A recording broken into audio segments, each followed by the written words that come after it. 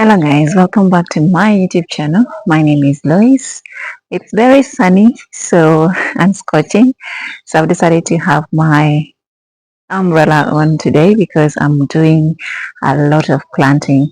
We've harvested so many things and we've been doing planting and transplanting, but we still have so much more to do. And today I am going to do just that. Otherwise, welcome back to my YouTube channel. My name is Lois. Today we are going to do more transplanting and planting. We've been doing a lot of that since we did a lot of harvest. So you can see the gardens are a little bit vacant. We have new seedlings, new plants coming up. So far we have harvested a number of times from this small urban farm of mine. But yeah, to keep your garden evergreen, you have to keep planting and transplanting new ones as you harvest the old ones. So yeah, I am going to do that, but I want to show you what resources I am using. The seeds, for example, I'm using from the ones I have gotten from my garden. It is very important that you allow certain plants to go to seed so that you don't have to buy seeds constantly when you want to plant a particular plant. So I have my bean seeds, I have my black-eyed peas, I have my pigeon peas, all the seeds that I've saved for the next season. For us here, we don't have seasons. Yeah, we don't have seasons because I plant throughout the year. I plant whether it is dry season or rainy season. We have only two seasons in Uganda, the rainy and dry. So regardless of the season, I am always planting because we engage in irrigation. As an urban farmer, you shouldn't be worried about the weather much because you should be able to irrigate your plants, especially because we don't have so much going on. In the urban setting, we have very limited space. Especially you who is doing simple urban farming, you should be able to irrigate your plants throughout the year so that we can have sustainable gardens that will take us throughout all year round. Yeah, so that is what we have here, what we have going on here. And yes, today I am going to do planting and transplanting, and I'm quite excited. And yeah, I have my umbrella on because guys, it's scorching. Tried raining earlier, um, but sort of had a break from that, and I'm excited to just be in the garden. Whether hot, cold, whatever, today it has to happen. Otherwise, thank you so much guys for always your support. I appreciate you so much. If you haven't subscribed yet, please make sure to do so, and also hit on that notification bell so that you're notified whenever I post a video on here. Yes, also leave me a like, and of course engage with me in the comment section. I appreciate you guys very much for always giving me ideas on what to handle with you. It makes me very happy that whichever video I get to post on here is of help to you. It's not just about me, it's about you. When I have something that I can share that can be of help to you, it makes me very, very happy. So yeah, let's get to doing our planting and transplanting. But before that, let me show you the seeds that I have.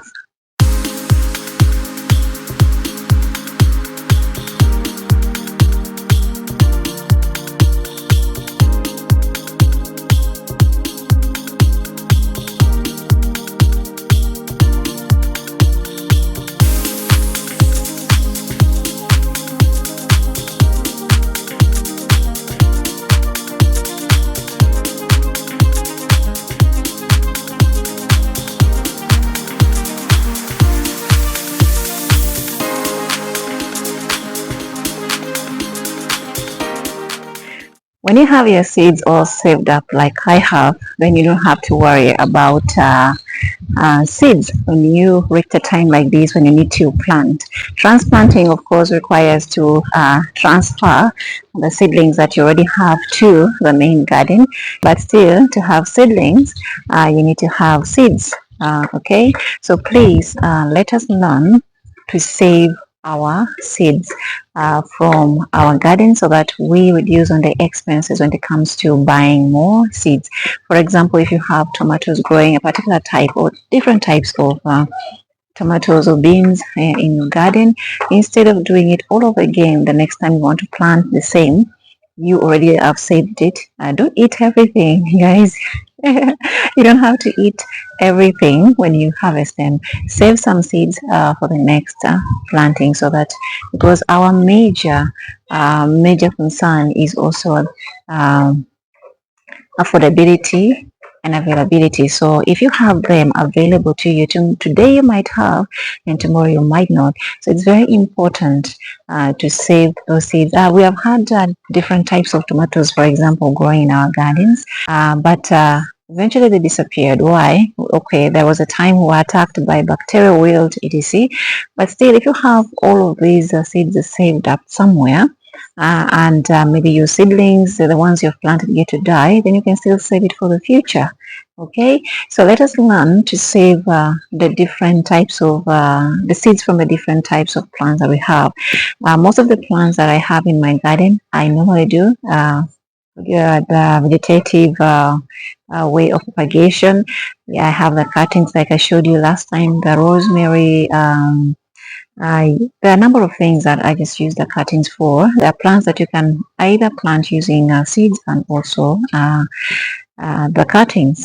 But the cuttings sometimes makes it a little bit easier to propagate these plants. So please, when you get the chance to get the seeds, learn to save them for the next planting season or session, whatever. Because, like I said, we do not rely on the weather, the season, whether it is rainy or dry. We are often planting, and that is how it should be for us urban farmers to have food throughout the year. So when you have like cabbages that are about to be harvested, you should be able to have seedlings already in place to replace those ones. That is one of the ways I discussed before that you can say you can keep your garden ever green. So yeah, let us learn to save our seeds from our gardens for the next planting season, so that you don't have to spend so much in them again, or maybe you might lose out on the variety that you have right now. You might have the money to buy the same seeds again, but it might not be available in the market when you're looking for them again. So that is why it's very important for you to save your seeds from the garden, so that we have constant food growing, guys. I am quite excited, even though it is very sunny. I have my umbrella, so I don't really mind. Yeah, I have my umbrella, which is this, uh, saving me from the scorching sun. When you're planting, you don't have to, it doesn't matter uh, the time of the day, because yeah, but if you're transplanting, then you need to do it in the evenings or early mornings. But I prefer to transplant in the evenings, because then you give your plant time to recover from the shock, because sometimes we disturb the roots, and yeah, we just disturb the plant entirely when we're doing transplanting sometimes. And so if it is disturbed, it's going to go under shock. But if we do it at the right time and during the evenings, then it has the entire night to recover, so that it is able to face a new day the next day. So that's why I prefer to do transplanting in the evenings rather than early mornings, because you might transplant early morning, and then it is very scorching eventually, and then yes, of course, you're going to be affected. The sunlight might wither out your seedlings that you've transplanted. But yeah, you can also do early mornings. You can transplant in the early mornings, especially for those plants that you're sure that you're not going to disturb them, the roots or anything. But just like this, when I'm transplanting this, I can do it in the morning because I know it's not going to be disturbed whatsoever. So I can just cut this and yeah, and just place it with the whole soil that is in there inside. Then I know it's not going to be very disturbed. But for those plants that you have to uproot and plant in a bed somewhere, I advise you to do it in the evening so that they can have enough time to recover through the night. But these ones that you know you're not going to disturb in any way whatsoever, you can do it early mornings and then give them sufficient water, and then they'll be able to thrive.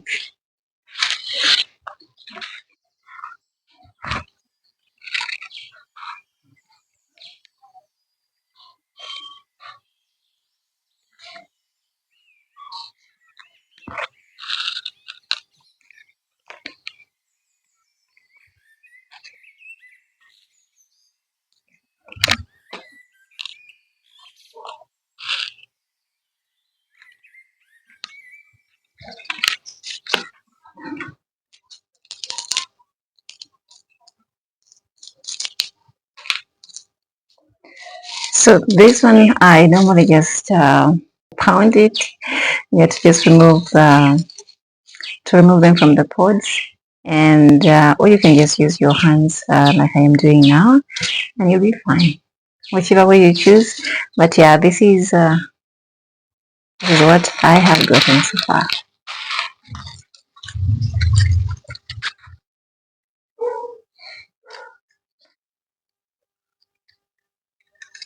So normally I use my knife to just poke on the soil. I don't want to destroy the soil structure, and that's why I just use this to loosen it a little bit, and then plant whatever I want to plant.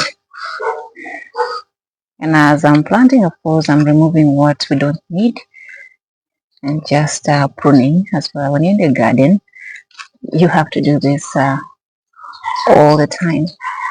So we have our rocket here, which is doing quite well. There's not so much. We have already done so much harvest of this, and I think it's time for them to go. When it is time for them to go, let's see this one, if it has anything. Yeah, it has something. So let's get done with this one as well. And this, I don't think they'll do much anymore. So yeah, when it's time to plant new stuff, you can let the old ones go. Don't be, how do I say it? Don't be mean. No. Yeah, when it's time to let them go and plant new ones.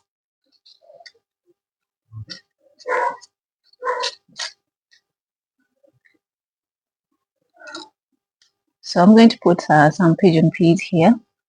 Pigeon peas is one of the things, one of the perennials that you can have in your garden, so that you can have an evergreen sort of garden. In one of the videos I've talked about it. You have to incorporate these perennials, mix up the perennials and the annuals so that you can have an evergreen garden, such that when you're harvesting the annuals, like the black-eyed peas, for example, or beans, then the other ones remain and you subsequently harvest on them. And this all is possible because of companion planting. So that's why I encourage you a lot to practice companion planting so that you can have a variety of things growing in your garden, and you can mix a variety in one particular space. In that way, you're going to have an evergreen garden. I am going to plant the pigeon peas, this, and the string beans. We have the vertical space that I'm going to allow them to creep up to. Yes, it is very important to know where you plant your crops. If you know that it is a creeper, it creeps, then you can also you can take advantage of your vertical spacing. Like this one, it's going to occupy the wall, and then the rest can occupy the other space that is left. Yeah, be very strategic when you plant your crops.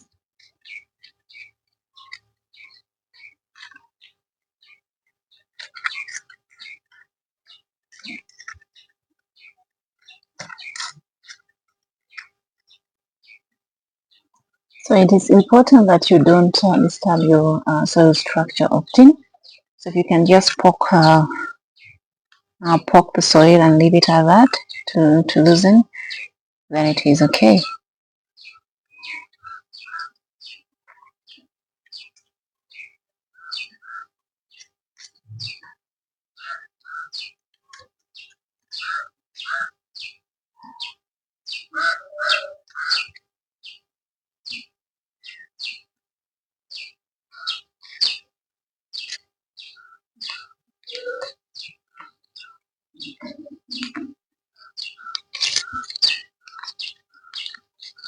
So this I have another use for.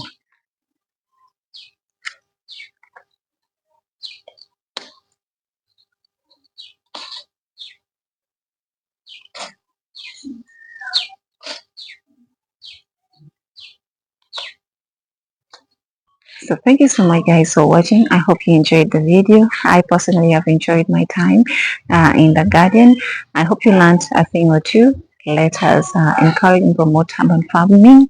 And yes, don't be discouraged if you still haven't started. Uh, take that one step and you are ready to go. Just take it one step at a time. You will get there. But yes, let us encourage and promote urban farming because it is our future. Until next time, guys. Ciao.